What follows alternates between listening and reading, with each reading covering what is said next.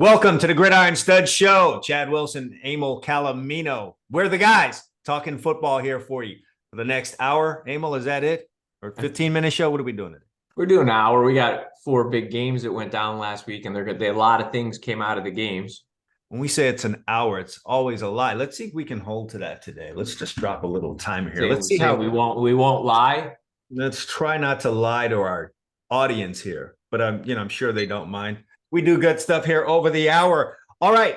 Before we jump into things here, first of all, go ahead and hit the subscribe button if this is your first time listening to it. Well, you know what? I'm not even going to, you know what? I shouldn't say that, Emil. You guys take a listen to us today. And if we're worth that subscribe button hit, let's go ahead and do it at the end of the show because I'm going to remind you. All right. So first time popping in here. Thanks for dropping in and listening to us. Chad Wilson and Emil Calomino doing the Gridiron Stud Show. We've been at this for a while, so hope you enjoy yourself here. Yep, we're going to be talking about the NFC and AFC playoff games that went off this last week, and then we're going to also try to do a better job this week of predicting the 2 games that we have upon us before you weren't as bad as me, so let's be honest. Last week, at least you were okay. You might want to check your accounting on that. I think we had the same record last week. But okay. All right. Maybe we did. Oh, wait. You're right. We did. I think we did. See that? See that? I got right. him. I forgot. I forgot. For the numbers. Right. Can you believe that?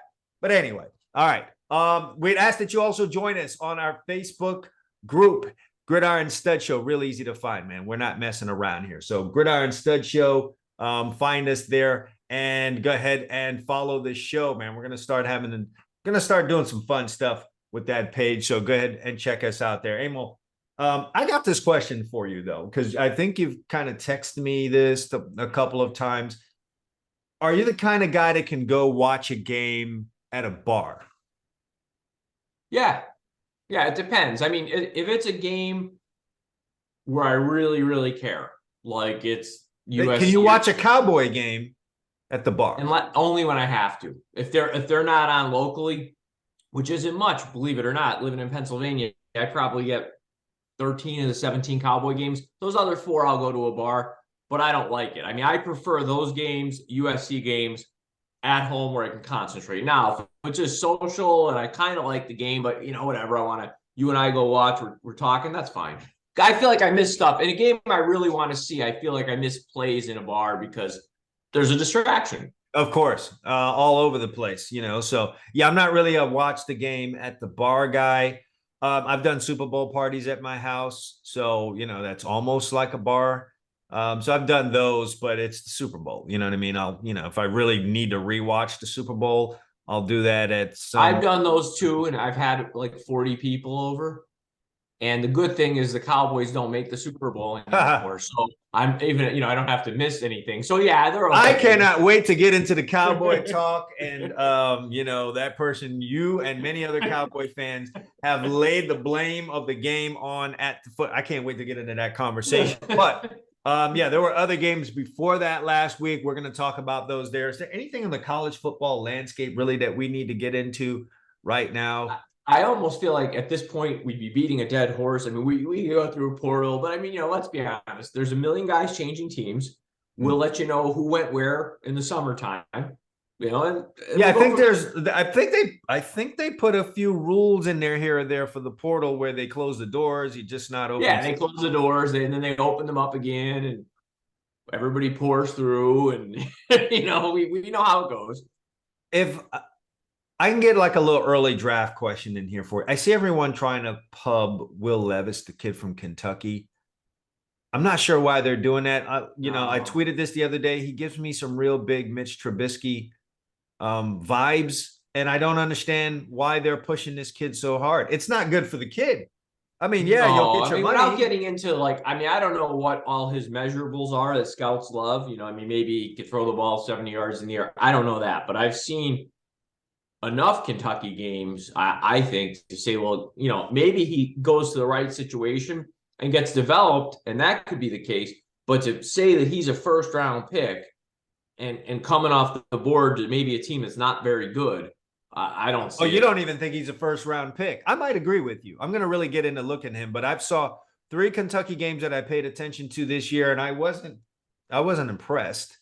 I'm sure. I mean, listen, could he go to a coach that coaches him up and takes the raw talent and turns him into something? Absolutely. Because a lot of guys do that. But to put that pressure, like you say, Mitch Trubinsky, I think there's a guy that if he went in the second or third round, who knows? Maybe his career would have been better off. Yeah, I felt that same way about Ryan Tannehill. And, he had to go through everything that he went through at Miami. Just the expectations are unreal for a guy with not as much experience and I don't want to say the talent, but just not ready to be in that role. So it kind of ruins the player's career before it even starts. And they're on their way to doing that with this kid already. This is not a great quarterback draft, too, by the way. No, I think a lot of guys, I think they get into with the quarterbacks almost like pitchers in baseball. They get into all these measurables. Oh, how big is he? How hard can he throw the ball? This, that, and the other thing. And when you really look at most quarterbacking in the NFL, you can win just making good decisions. Now, sure, you're not going to be elevated. In other words, a guy like Mahomes, a guy like Burrow, they can overcome other deficiencies on a team. Well, you can't do that if you're the guy I described first. But if you have a good team, you can win a lot of football games by making good decisions. You don't need all the measurables. Yeah, because you've got a bunch of guys around you that are going to do their job and probably do it exceptionally on most Sundays. And so you don't really need to pull a cat out of a hat. So that's my biggest factor on quarterbacks. It's just decision making. I go decision making, accuracy, and then we start talking about mobility and arm strength. I take those two things first because there've been a lot of strong arm quarterbacks. Jeff George comes to mind that just couldn't hang in this league, couldn't get it done, and a lot of it had to do with decision making. And sometimes guys just end up in. It's going to come up again as we go through these games because there's some points I want to make on that, and I think specifically the San Francisco quarterback. What I think fans are conflating here is I don't think he's done anything exceptionally special except for one thing. As a rookie, what's impressive, he hasn't lost games for that team. Yes, and by lose games meaning, not just that the team didn't lose. He just hasn't done stuff to cause the team to lose the game. Right. And, I mean, it does help that he's on a really solid football team overall. Right. They're pointing to his stats, which I feel like in a 6 or 7 game snippet, we talked about it last weekend or last week's show. You got to put in context the teams he played against in the stage of the season. It was late in the year. He had some numbers against losing teams. Now, if he put this season up next year over a 17-game season, then I would say, okay, you're more than a game manager. But at this point, I look at him like he's coached by a really good coach, and he isn't doing things to make it hard for the 49ers to win. And that's a good thing. Most veteran quarterbacks can't do that, more or less rookies. Yeah, I would just describe this guy as he looks to me right now. Of course, we need a bigger book on him. I would just say it as this. If he was on the Bears and the Texans, they would still be losing. If he's on the 49ers and the Eagles, they'll continue to win. So he's a good part of whatever's already happening on your team. And that's just what he is. Right. And what you just said isn't true, say, of Burrow or Mahomes. Like you put them on the Bears. It's going to be more wins. Yeah, There's going to be more wins. Yeah, they can make things happen that wouldn't ordinarily happen. Right. And that's the true measure of a great player. But you just did their partner. That's a great way of explaining it. I will steal that next time I'm having a conversation with somebody. Yeah, go hammer one of those people over the head in your Facebook group with that. Yeah. Do that. All right, so let's just jump into these games. The first one that kicked off last week was Jacksonville versus Kansas City. Both of us had Kansas City. You gave me your customary cold feet text. But I don't do that every game. That game I really felt as the week went along. What scared me after we do the show on Wednesday for anybody watching or listening today. We record Wednesday. It ends up maybe late Thursday, Friday. It's post. Right. So, most of the time I don't get cold feet, but on certain games, as the week goes along, you talk to more people, you hear more stuff. And what concerned me with Kansas City is everybody sort of was gravitating towards Kansas City. Mm-hmm.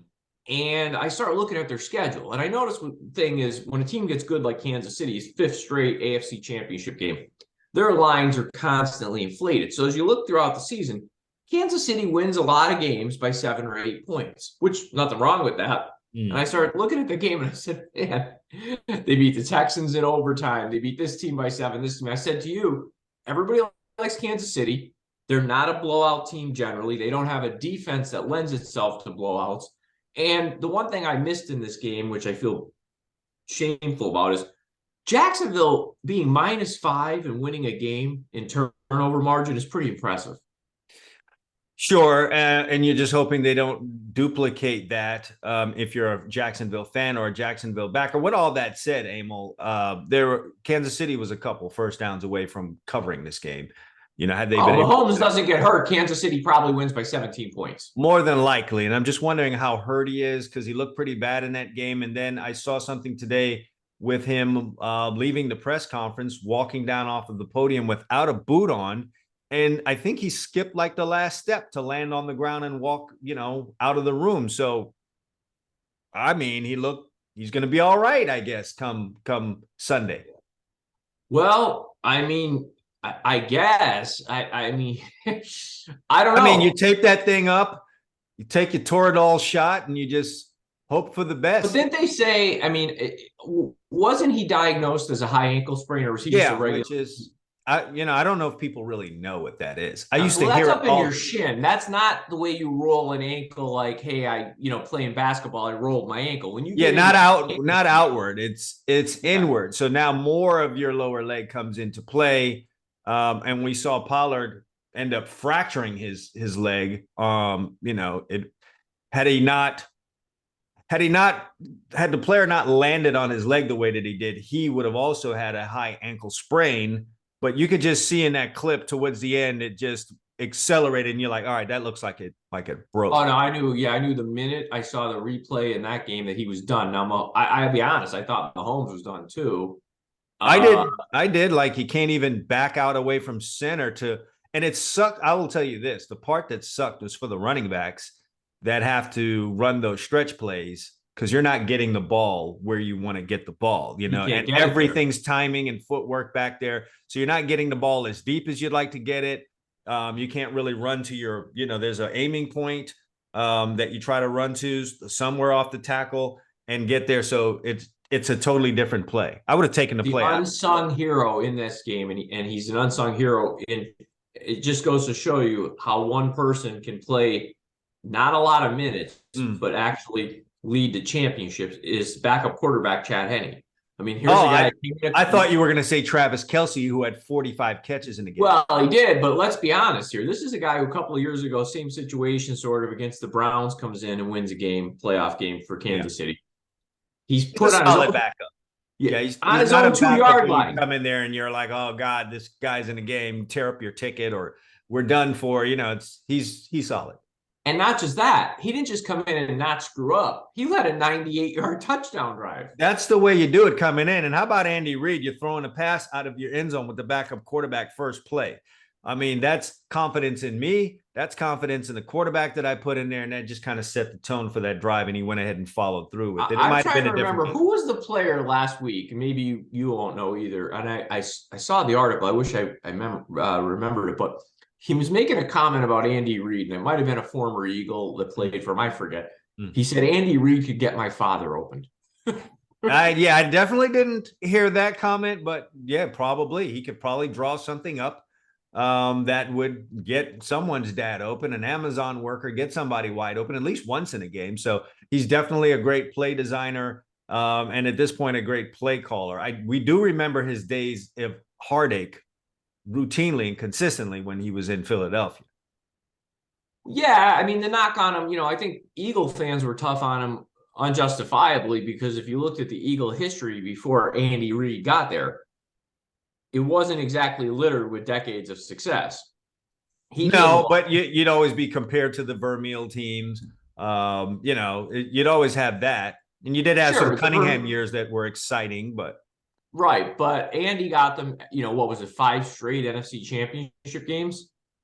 I wonder if you ask the Philly fans, the hardcore Philly fans that are probably, around our age somewhere that went through both, do they prefer the Buddy Ryan teams or do they prefer the Andy Reid teams? Neither one of them won Super Bowls, but just from a pure entertainment standpoint. Being up here, I would bet anybody old enough to remember the Buddy Ryan teams, Eagle fans, knowing that group, they like the Buddy Ryan teams. Probably if they did, they didn't go to Super Bowls, but good God, were they entertaining? And there was always a storyline around it. And it was just, I think they represented the city more from a toughness standpoint. Andy Reid was a little more pretty with the whole West Coast offense. Well, he used to drive them nuts because he wouldn't run the ball enough. And that was always the knock in those big games. And, a couple of those games, I guess you could, when Tampa Bay comes up on like a 20-degree day in Philadelphia and you're supposed to go to the Super Bowl and they beat you, not good. They kept knocking at the door at Tampa Bay, and they eventually got someone to answer it. But getting back to this game, I did say Kansas City was a couple of first downs away from covering it. Jacksonville was a fumble away from tying this game and making it very, very interesting, putting themselves in position to be in the AFC Championship game. Maybe tying the game. We don't know how. I know the fumble you're talking about. I mean, it was really close to the end zone. So sure. No, what I'm saying is we don't know how it plays out from there. But I cede you the point. But this is going to be the theme in all of these games you go through. When you get to the final 8, essentially, this year these probably were the 8 best teams, or at least close to it. The top 6 definitely. Jacksonville played great ball down the stretch. Giants debatable. When you get into these games, generally the difference is who makes mistakes. Sure. Turnovers. Other than this one next game we're going to talk about, there's usually not a team that just gets completely steamrolled. Generally. And this weekend, a divisional weekend, you mean? Yeah, usually it's about mistakes. And this mistakes may lead you to get steamrolled, except for one game this weekend we'll talk about. But, you look at this game, Jacksonville made key mistakes. The fumble you allude to later in that late in the game, he threw the pick. And that's generally going to be the difference in a game like this. Yeah. So ultimately, what we expected to happen, I think what most fans expected to happen happened. Kansas City moves forward. They beat Jacksonville. A tremendous turnaround for Jacksonville. And they do have a bright future there, provided that they can, make the right moves in the draft and free agency and fill in a couple of holes and spots that they have there. But yeah, Kansas City moves on, and we fully I don't know about that. I felt like Kansas City, Cincinnati, Buffalo, any one of those 3 teams could be in the Super Bowl. And yeah, now we're down to obviously these 2, but Kansas City moves on. They are going to be in the AFC Championship game at home too, because of what happened later on. Right. So that's a good thing. I got to ask you this though, Emil, what's the most embarrassing loss in the playoffs that your team has ever had? And, if you're brand new here, Emil's a diehard Cowboys fan. If you can kind of peek over his shoulder there for our YouTube audience, you can see that Dallas Cowboys helmet. The most, you mean in my history of being a Cowboy most fan? Embarrassing loss? Because as a Rams fan, which, I turned that off in 1987, but I can definitely remember the most embarrassing loss. And I'll share that with you after you tell me. Was it the loss in Carolina where they... No, playoff loss the 1985, I want to say. That was the Cowboys team that miraculously won the NFC East. And this was when the Giants were just starting to get great. And the next year, the Giants would win the Super Bowl. They tied at 10-6. It was a Dallas team that you couldn't explain it. They were like this year's Vikings. They won games close. A lot of guys were toward the end of the career. Too Tall Jones, Danny White. But they played the Bears. They lost 44-0. They played the Bengals, who were really good with Boomer Esiason. They lost 59-14. So they got into the playoffs at 10-6. They played the team you like, the Rams. And you'll remember the game. I think it was 20-0. Eric Dickerson might have ran. Was it 250 that day? It was 248 yards, Emil. There you go. So that to me was the most embarrassing loss because they had no business being in the game. Wow. Yeah. I hear you. The most embarrassing loss for me as a Rams fan was it had to do with the NFC East. And with that same Eric Dickerson, you're thinking this is, you got Eric Dickerson, baddest back in the league. You go to Washington and they hang 51 on you. And I think it was a 51-7 final. They just completely, I think I remember that one. Yeah. Crashed the Rams.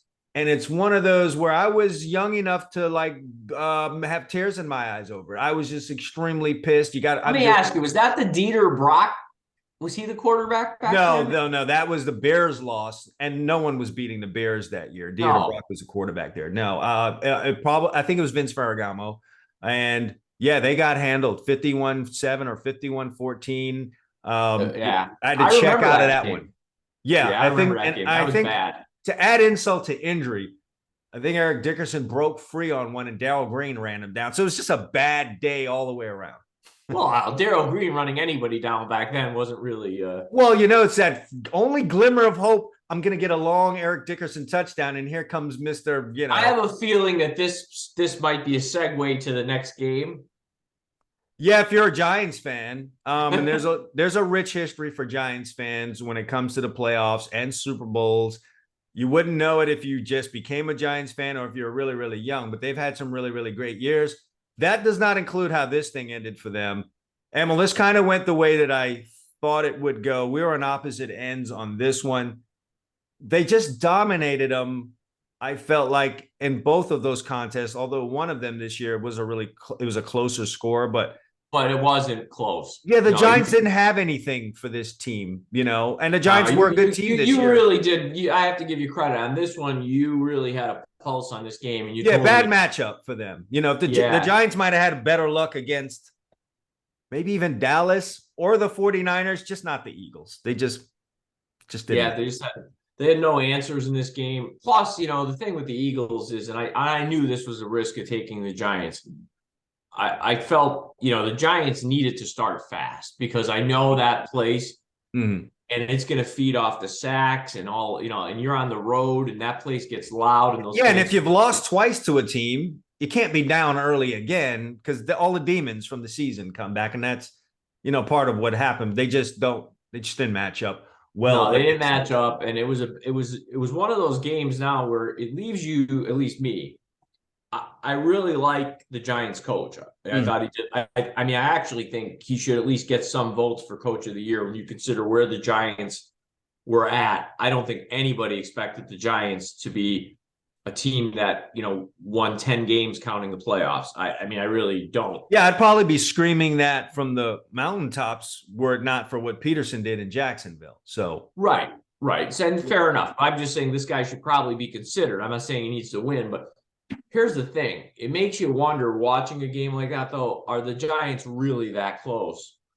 Did they peak in year one with Brian Dable? Is that what you're saying? I mean, Saquon's asking for $16 million. If they can't come to an agreement, that's going to severely hamper what they do offensively. He was a big part of their offense, a big part of their success this year. If they're probably going to have to pay him, but what has the history been with running backs recently? And here's a guy who missed the majority of his season. So good luck trying to get that figure, 16 million. It's just not something that they do in this league anymore. So I think a lot of their future hinges on what happens with his contract. And I mean, I know the Post, their sports section was trying to push the narrative. I'm not sold yet on Daniel Jones.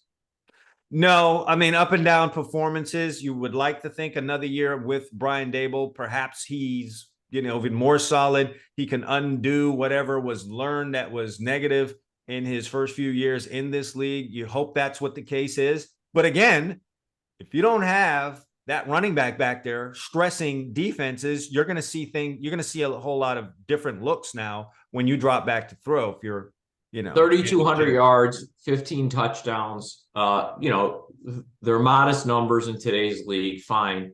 I mean, his biggest asset is running the football. And then I always ask the question every show we talk about this, how long does that last? Because it usually never ends well if you want to have design runs. And he had 800 yards almost rushing the football. That's a lot. Yeah, which is amazing. That's a super high number.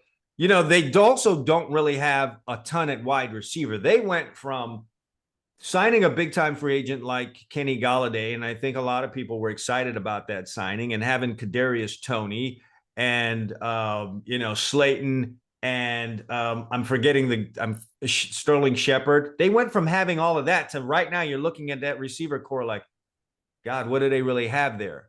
And why? I mean, I don't know. Maybe it was a thing with the coach. I don't know. But why jettison Toney out of there? It just wasn't working. And you had a player, I think, that just was what's the word I'm looking for? Because I don't want to paint Kadarius Toney in a bad light. He is a good kid. I just think whatever happened there, he didn't want to be in the organization anymore, and he did what he had to do to get out of there. And you're Well, seeing more and more players doing he this. landed on his feet. He did. You've got a team that plays in that same building with a receiver that looks like he was headed in that direction this year, Elijah Moore with the New York Jets. He was just he was a little less stealth about it. Maybe he really did want to stay with the Jets. That's why he voiced it more. Kadarius Toney played the injury, I'm not going to play card, and got himself out of there. And he might end up in a Super Bowl. So, there was a case study there on how to get your way out of a. Yeah, I mean, to me in this game, the story coming out is more where the Giants go. I mean, we kind of expected, or at least you did. I didn't expect the Eagles to lose either. I expected the Giants to cover. We both expected the Eagles to advance. I don't know if there's much of a story other than how easily they advance, but they're the number one seed. To me, the bigger story coming out of this game again is what direction do the Giants go? To your point, by the way, you mentioned this last year. You had watched tape of Jalen Smith 2 years ago, it might have been, when he was still in Dallas. Lost. Man, all the things you told me about with his bad angles and things that you noticed on film, they were like front and center for me watching that game. I'm like, how is this guy playing this many snaps for a playoff team? If I had him, listen, this is something that comes clear to me. It comes so clear to me that I feel like maybe I'm wrong about this, because you feel like, you've got professionals getting paid a lot of money to make decisions there. But if I had Jalen Smith at this point in his career, for as long as he's been playing football, there's been some disconnect there with him being a box player behind the line of scrimmage. I would simply make that guy an edge rusher. I'd make him an edge rusher. This is your job. Go rush the quarterback. I don't want you reading guards. I don't want you reading plays. I swear on my kids, I said this last week watching the game with person as well. I said, this guy is a really good athlete. Now, I said, I know the injury in college probably stole a little bit of that, but he's still still a great specimen, though. Still a great athlete. I said the same thing. I said, this guy should only do one thing: try to get a single job. And if that means you only come in obvious passing downs and third downs, then so be it. But you can make a name for yourself in the league doing that. But having you play after play in there, possibly he can't play in space. He can't read. No, he's not that horrible. It takes horrible angles to running backs. Yeah. When he does have to cover a receiver for such a great athlete, he's absolutely lost in space. Yeah, I'd create a position or a package for this kid, and stop trying to force that square peg into a round hole. That's just really what I would do there. So yeah, that's it. I came impressed with Philadelphia, which sounds silly to have to say, but they had this really bright shining light in the middle of the season, and it kind of seemed to get dimmed as other teams started flowing up, and then they weren't as impressive, I guess. And Jalen Hurts gets injured, and so they kind of slid to the back burner as the Cowboys heated up, as the 49ers heated up, and some other teams started catching heat. So getting a look at them again, they look really, really impressive.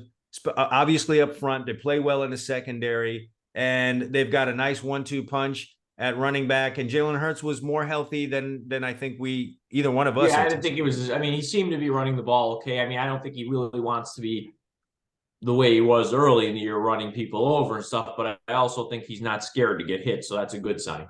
Yeah, and the only thing to really worry about was whatever the reason was for A.J. Brown looking grumpy on the sidelines in the midst of a 31-point playoff win. Who knows what that was about? Could be totally football unrelated, or it could be, it's receivers. They get all pissy about their receivers get grumpy a lot, don't they? Well, it's a tough existence, man. You've got to share the attention with 4 or 5, maybe other guys. I've seen guys go dye their hair blonde to get the ball thrown to them more. So it's a tough deal. If I'm looking at the stats here, and he was targeted 3 times. No, actually 6 times, I guess. I guess that would piss you off. I don't know. Devontae Smith. Well, I think he's used to a little bit. I think he gets, probably if we went down his. I think that's what the game allowed, man. And I think receivers really have got to realize when you start eating like that, you start putting up those kind of numbers, you're going to face different coverages. And so they just went away. The guy on the other side of the ball, on the other side of the field, is pretty good too. So, sure. Yeah, I expect the 49ers to have something schemed up for him too. So he might be mad again this week. Do you know where this leads us to? The game that I was right on. Yes. We Yes. split those. Cincinnati, Buffalo kind of went the same way. A little more, obviously, more shocking that Cincinnati not only goes into Buffalo and gets a win, they blow these guys out. Well, I'm telling you know what, and I don't want to say this. The reason I wasn't as shocked in this game is I felt that the public, the general consensus was, I think people overvalued the Bengals' effort against the Ravens. So people looked at that game and said, "Wow, they really struggled with a backup quarterback. Lamar didn't play." But like I said, when we were talking about the game, those teams play twice every year, forever. They don't like each other.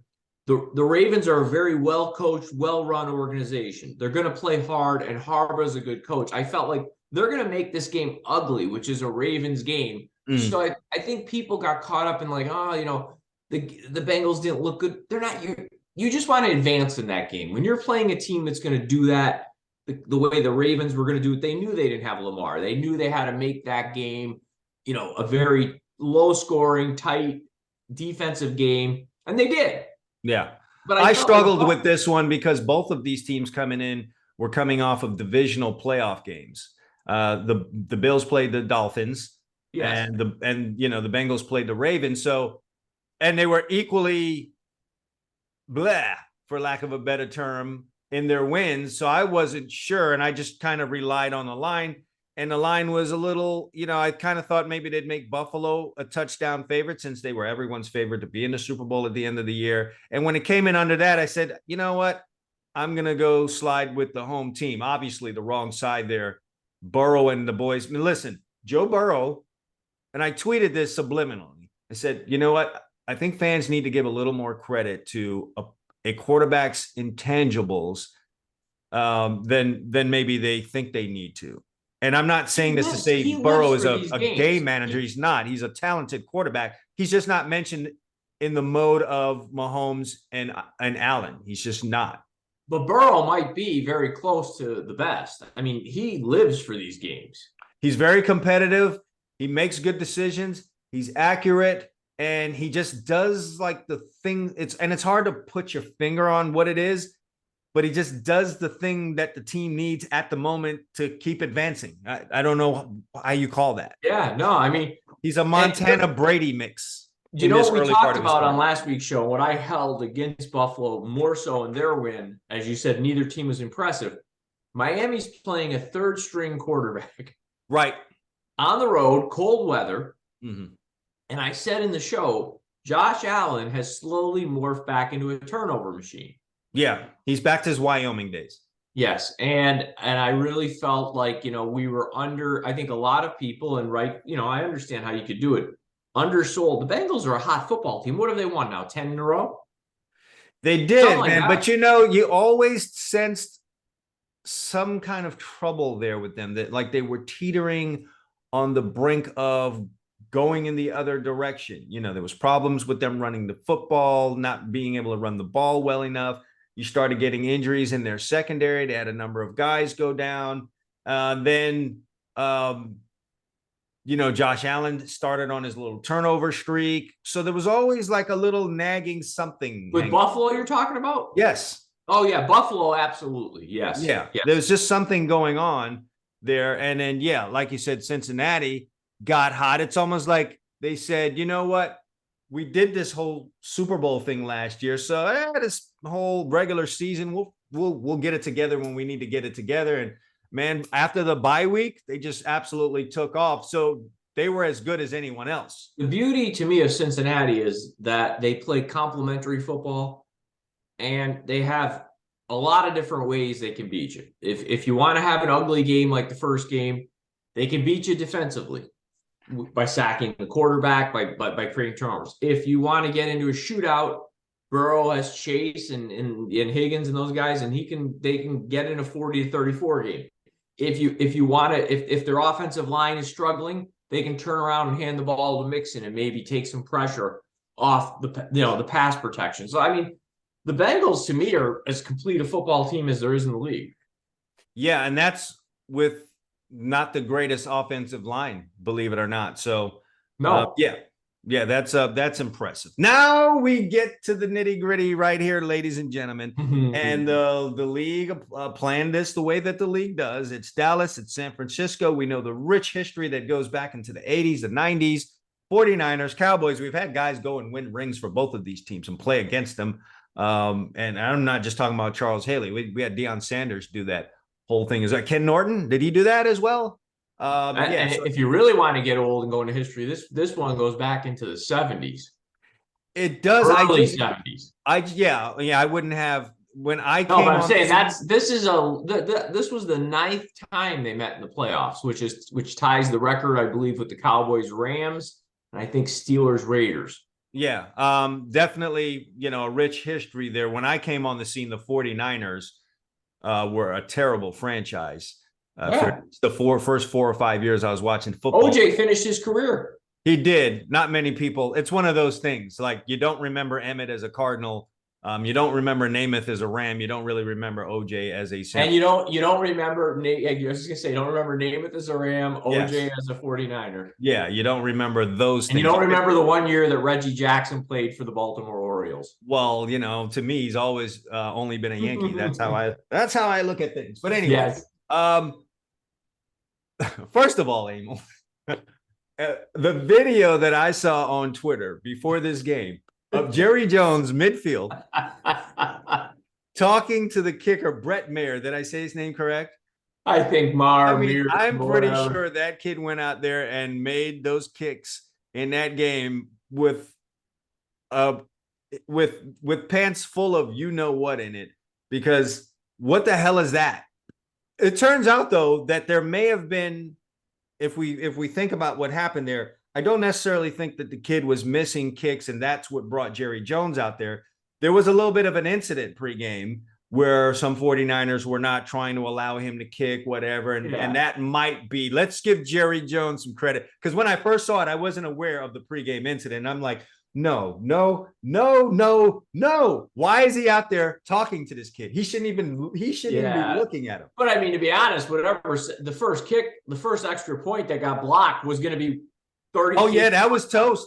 If anyone was really paying attention there, he got bailed out by a block. If we could, say such. The ball was literally leaving on the left up. It was headed to the. Emil, it was headed to the hot dog stand. It was not going to get anywhere between those goalposts. That was as good as missed. Maybe that kid's problem was just extra points, and he got it all rinsed out by making a field goal. And I was kind of saying that the week before when he started missing these, kicks, and the Cowboys were winning comfortably. I had this feeling like if they got late in the game and they got into a situation where they could attempt a long field goal, that you should go ahead and do that and have the kid go attempt a field goal where people aren't expecting him to make it.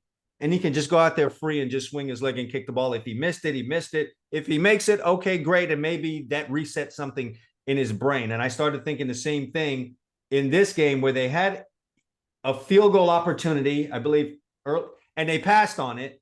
Well, the impact, right? I think, and this is where this is a hidden impact, this kicker, not just the extra point. The play you're referring to was a 4th and 4 or something at the 49-35. This kid, for fans out there who aren't familiar with the Cowboys, this kid's a 60-yard kicker. I mean, he's got a huge leg. So 52 yards for him is nothing. He clears those by 10 yards, and he had a good year kicking. McCarthy didn't kick it. Dak made a great scramble on. Yes, they converted, but ultimately they turned the ball over. So now, who knows if he's kicking well if you don't take the 3 points. Right. In a tight game. Yeah, tough. A 19-12 game has to sting for Cowboy fans. And yes, Emil, Dak Prescott did not play well. The biggest issue there for me, I'm not as hard on Dak Prescott as, the common folk out there are. What I will say this is the Cowboys are not my team. If the Cowboys were my team, I may indeed be harder on that guy. And because there's only one team that I root for religiously outside of the teams my sons play for.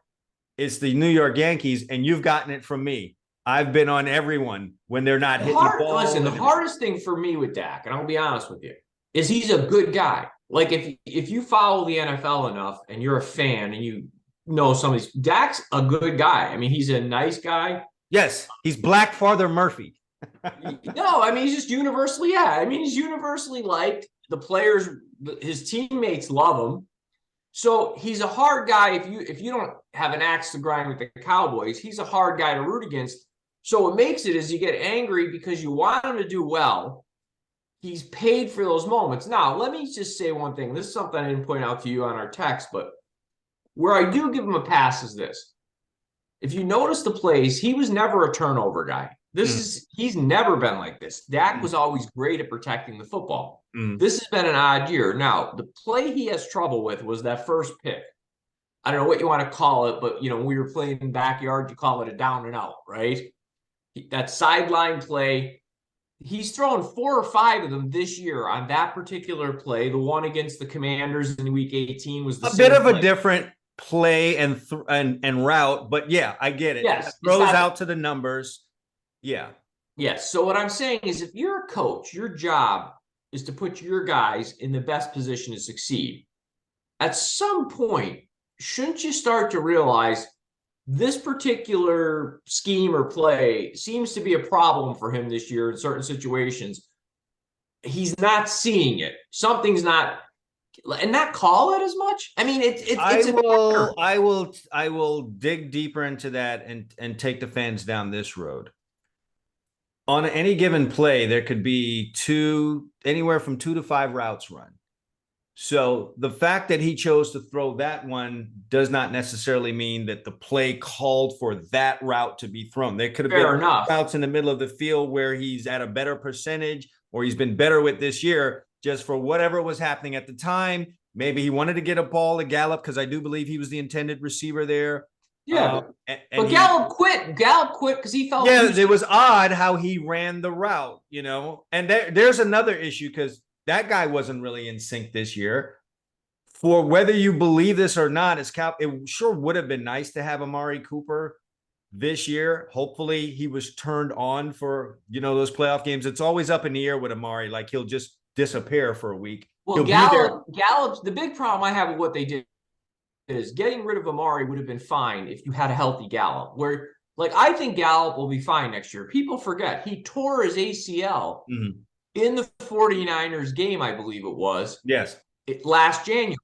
So you're talking this guy is not even or just barely at this point a full year off that. Yeah. I guarantee you he's a more explosive player next season. Sure. He rushed back. He came back in 10 months from an injury like that. To expect him to be a difference maker, to me, is poor planning by Dallas. Sure. If you're going to deal with Cooper, you got to bring somebody in there to take some pressure, to give him options besides CD Lamb. I would agree. And, listen, it's going to sound like we're making excuses for Dak because there are other quarterbacks out there that don't have all of these tools, et cetera, but we know what Dak is as a quarterback.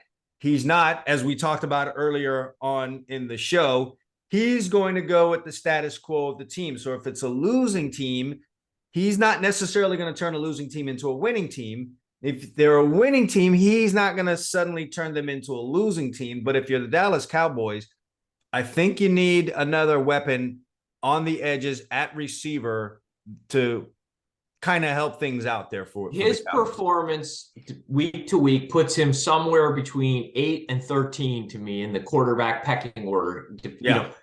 So to me, he's exactly what you said. He's not like fans think, oh, he's not horrible. Look at his record. He won 12 games back-to-back years. The point is, like you said, he needs some stuff around him and he needs coaches to understand. Like if I'm coaching the Cowboys, I'm looking and saying, listen, I got a bunch of studs on defense. And they showed that. I mean, in this game, they held the 49ers to 19 points, a team who was scoring in the 30s. And frankly, 6 of those were off turnover. So they played very well. Yes, and we talked about the defensive game plan. You had a great defensive coach. Now, if you lose that guy, great defensive game plan. The season. That's right. But they have an offense. They got to build the offensive line there, get another back next to Pollard and start running the ball. So you're out on Zeke? You want Zeke out of there, or what do you do with Zeke? I don't dislike Zeke. I think Zeke just doesn't. He's making a lot of money, isn't he? Well, yeah. Well, he said he'll restructure. I just think for the sake of the team, they're better off going younger because I don't think Zeke has anything left. Yeah. I mean, Zeke does kind of strike me as a guy who maybe has not taken care of his body the best that he could have in his career. Maybe it has taken some things for granted.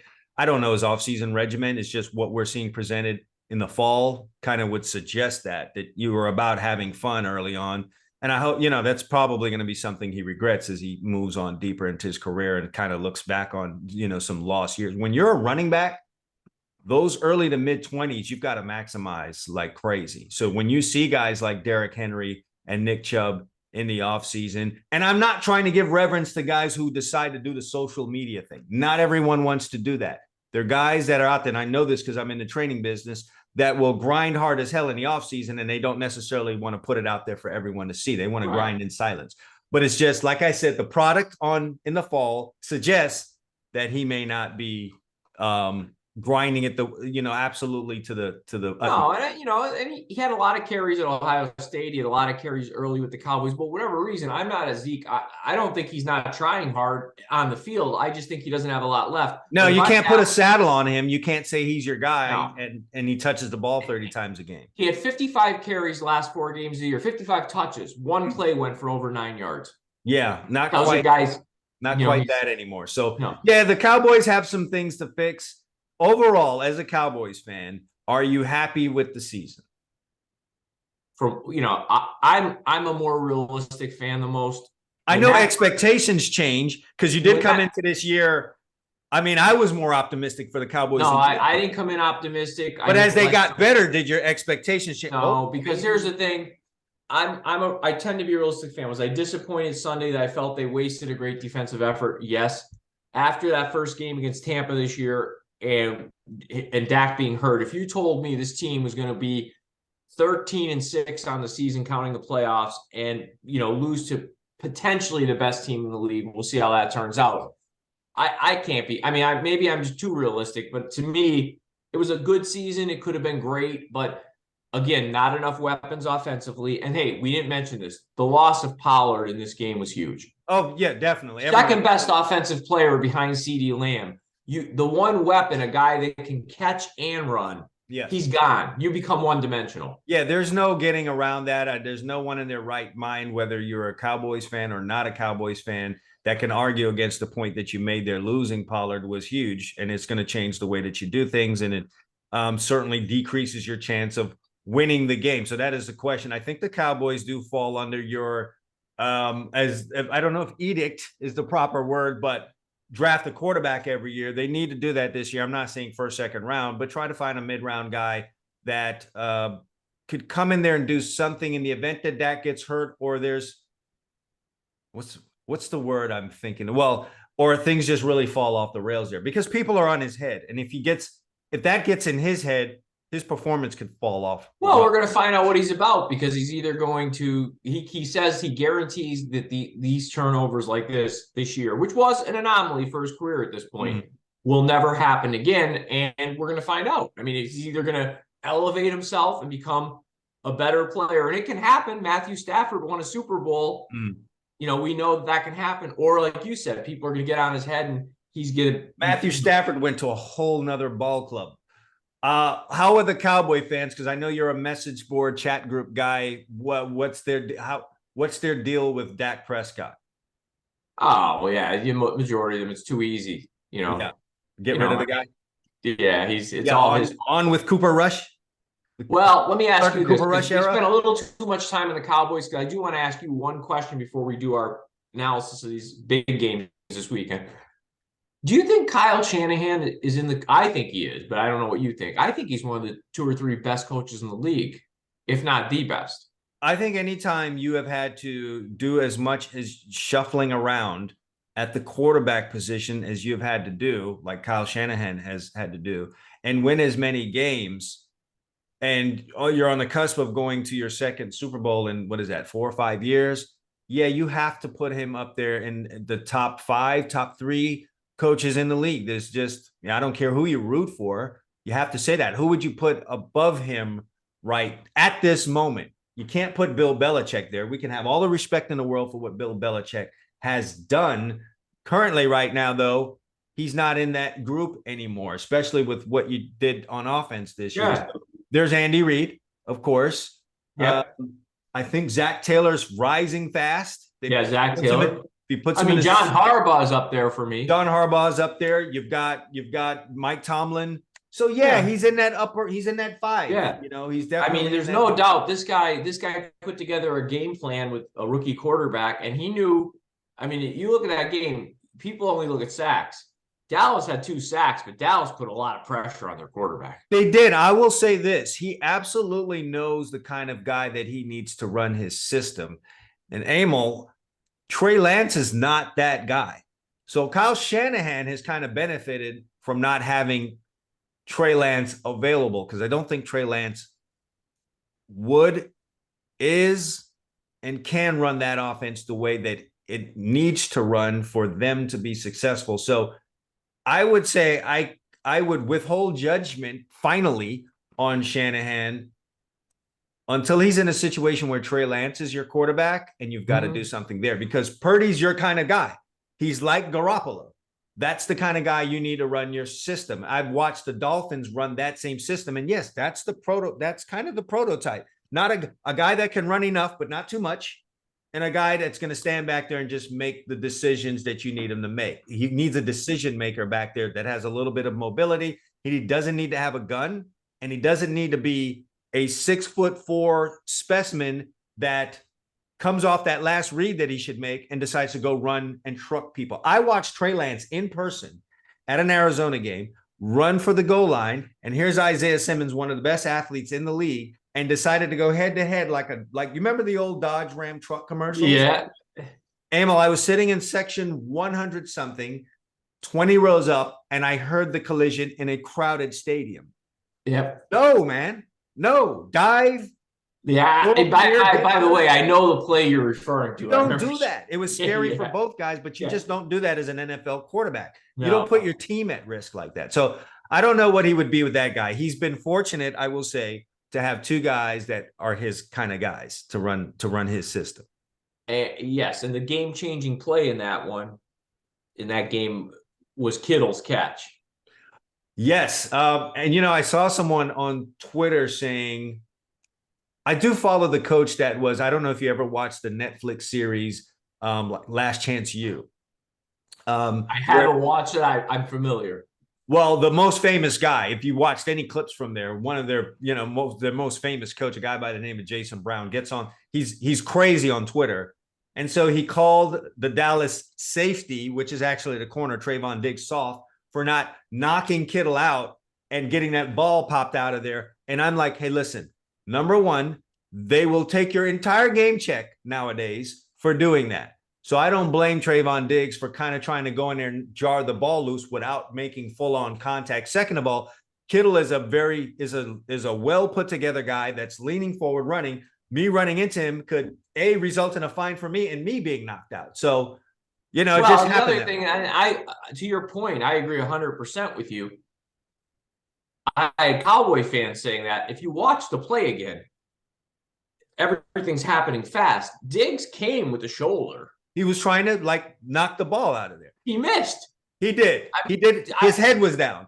His Yes. head was down, so he missed. This is not the Ronnie Lott, Chuck Cecil era. If it was, Kittle is still on that turf at Levi Stadium as we speak, but it's not that anymore. Well, my buddy used the example of Ronnie Lott, and I said, so you want to compare a guy who is a playmaking corner, Cover corner, yes. cover corner, to one of the greatest safeties, if not the greatest. He's right there with Ed Reed. Yes, the argument can be made, yes. That ever played in the NFL Yes. in an era when he got paid to do that. I said, well, then why not put Jack Tatum out there? That was the next word to come out of my mouth. Yeah, just put Jack Tatum, just put 32 at corner and say, wait for a guy bobbling a ball across the middle, and you can just, have a whole orgasm out there. Listen, I think fans have a real hard time when we get emotional, all of us, but I think Dealing with the loss, yes, the craziest things come out. because I think, if you played, I always use the joke, if you played any sport above Little League, I don't care what the sport is, things happen fast. It's Yes. kind of like when you're sitting in a bar in the summertime and a guy, baseball, a guy go, how could he take that pitch? Well, he was looking for a slider and the guy gave him 98 on the black. You saying that means not only have you not played, You've never had good seats at any baseball game you've gone to. Because if you've sat anywhere near home plate, Yeah. you are marveling at everyone in both dugouts that goes up there with a bat. Like, how the hell do you hit that, even if you know it's coming, let alone when it could be that pitch that I just saw or something 20 miles, 15, 20 miles an hour less. Right. And circling it back to this, everybody's running 4.5s, okay? Yes. And they're big. Yeah. And things are happening fast. Yeah. It's not like you're not playing Madden with your joystick. I think I'll blow up the tight end here. I mean, yeah, I've got 3 things to say here. If you go to a baseball game and you get good seats, you know what I'm talking about. If you watch that pitcher deliver the ball to them, just watching him in warmups, you're like, holy crap. You're going to marvel at that. You go to an NBA game and you sit anywhere close, you're going to marvel at just how freaking big these dudes are. And if you're athletic. And athletic on top of that. So if you happen to be an Isaiah Thomas or one of these other smaller guys in the league or a Chris Paul, you're wondering how in the hell does that guy even operate around that? And if you go to an NFL game and you have to stand on the sidelines really, and you just watch the speed of what's happening there. Yeah. I promise you, if I take a common Joe and stand him where that back judge is, or there's a referee, you're going to scream on 3 of those plays, and you're going to want out. You're going to need therapy because it's unreal. It's unreal. Yeah. So we'll just leave it at that. I think we need to get into our. Okay. Well, listen, let's cover the ugly part. If you people weren't keeping track as we went along, we were 1-3 each of us last week. I think that puts me below 500 in the playoffs, and you at no. You're 5-5. You were 4-2 week 1, and I'm 6-4. So you're not losing money following us if you're using all the picks here. You're entertained, and you gave someone the vig. You'll be all right. Yeah, you'll be okay. You got entertained. So now we got 2 games this week. I'm pulling up lines here. We got the first game. Let's talk about it. It doesn't really matter for me, to be honest, but yeah, we should. Well, it matters because the fans want to know. The Eagles are a 2.5-point home favorite against the 49ers. Hit me with what you got. I like the Eagles, man. If they play the way they're supposed to play, then this is a win for them. They're at home. They've got to listen. We all love Brock Purdy and the story, Mr. Irrelevant, that's out here with the potential, this long winning streak, the potential to go to the Super Bowl. It's a great story. It's the kind of stuff the NFL likes to play up. It would be great in all of the Super Bowl, the pregame festivities for the Super Bowl. They can go crazy and bring all the women viewers in with the Brock Purdy story. However, we watched him last week against a really good defense, and it was tough sledding. This is a better defense, I think, in this particular case. You've got an amazing defensive line. You've got a secondary right now that's better than Dallas's, and it's going to be tough, man, for that guy to A, get set up and make throws, and B, make throws that are going to get completed on any kind of a regular basis and not get intercepted. Like, the Eagles are really good defensively. On the offensive side of it, one of the big bugaboos for a good defense like San Francisco's is when you have a quarterback that can run with the ball, because now it becomes an 11-on-11 deal. And I think that's going to be a bad deal for San Francisco. If Brock Purdy can pull off beating that Cowboys defense last week, going on the road and beating the Philadelphia defense this week, Emil, he deserves the 24 hours, 7 days a week coverage leading up to the Super Bowl. I just don't see it happening. I just think Philadelphia is the better team. That's why I said the point spread doesn't matter to me. This is a game I went back and forth on. I honestly think it depends how the 49ers, again, this is a game where if they start and don't get caught up in everything that's going to be going on, this could go right down to the wire. That said, it's hard for me to take a rookie on the road in Philadelphia in this game. And I only have to win the game by a field goal. Yeah. If he does it, good for him. It'll amazing. Be very impressive. Yeah, amazing. But to me, there's not a lot more to say than what you said. I mean, I feel the same exact way.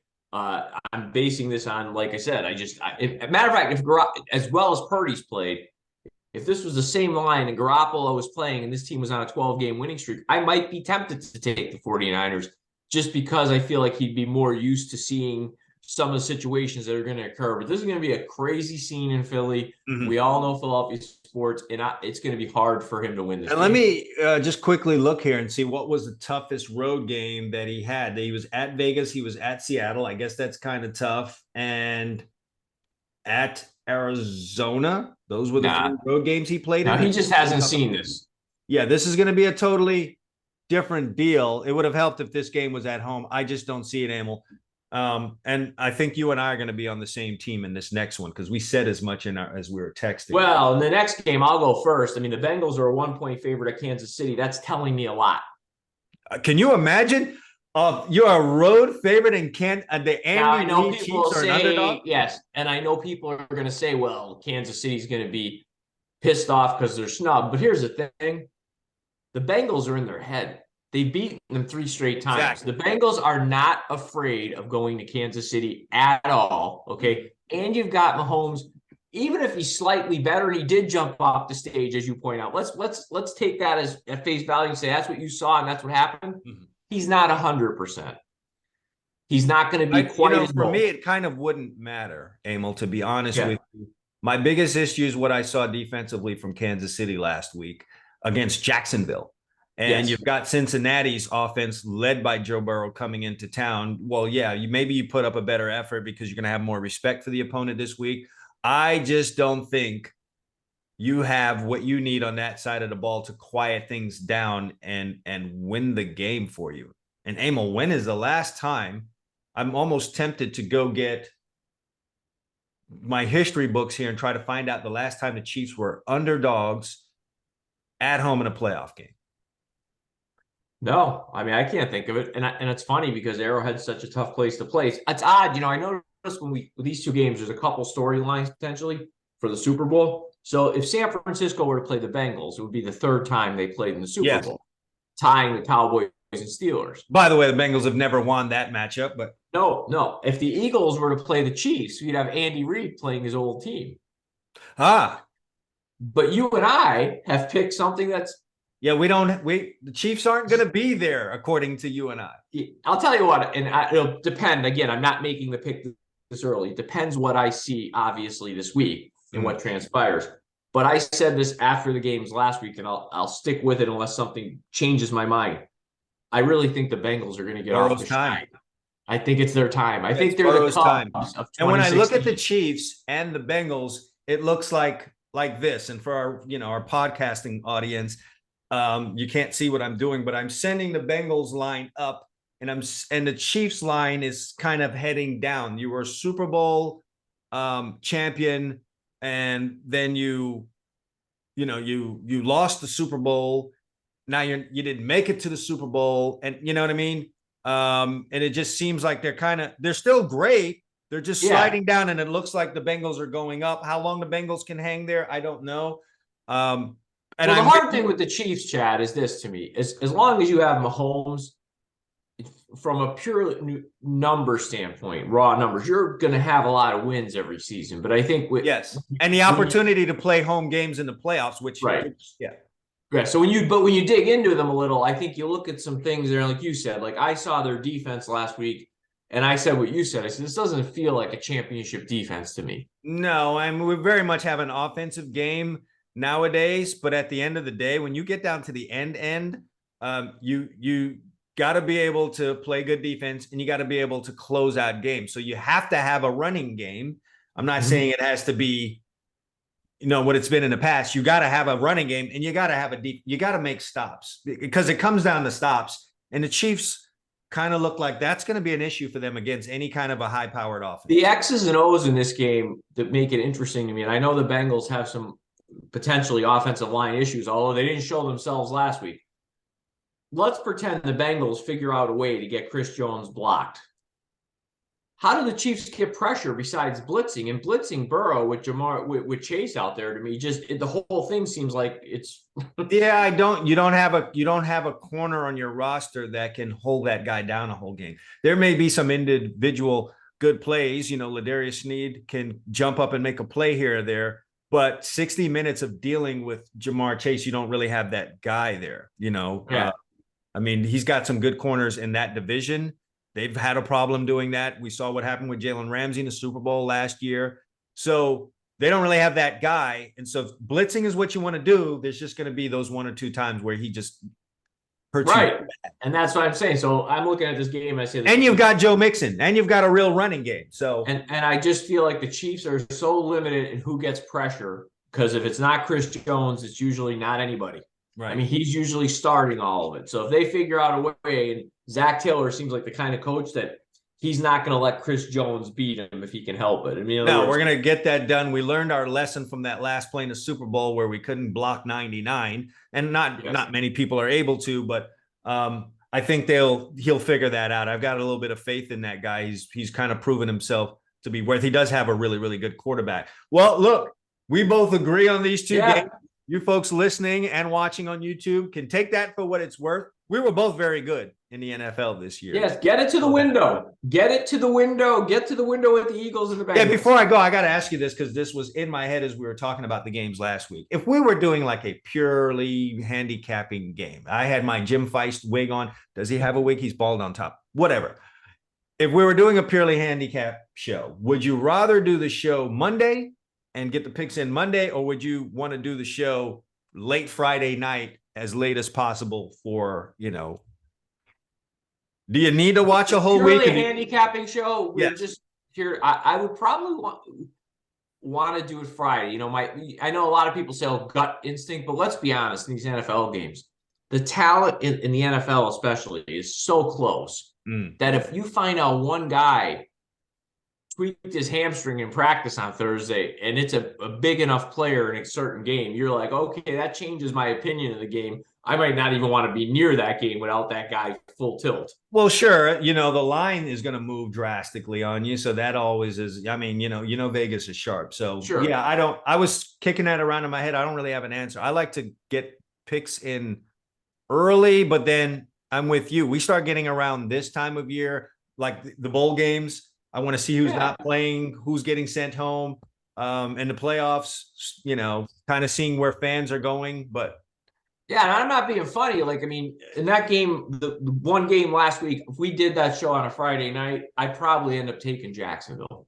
Yeah, I think we would have probably seen too many Kansas City Chief bandwagoners. We'd have realized that a tire's going to go flat here. Perhaps that would have happened.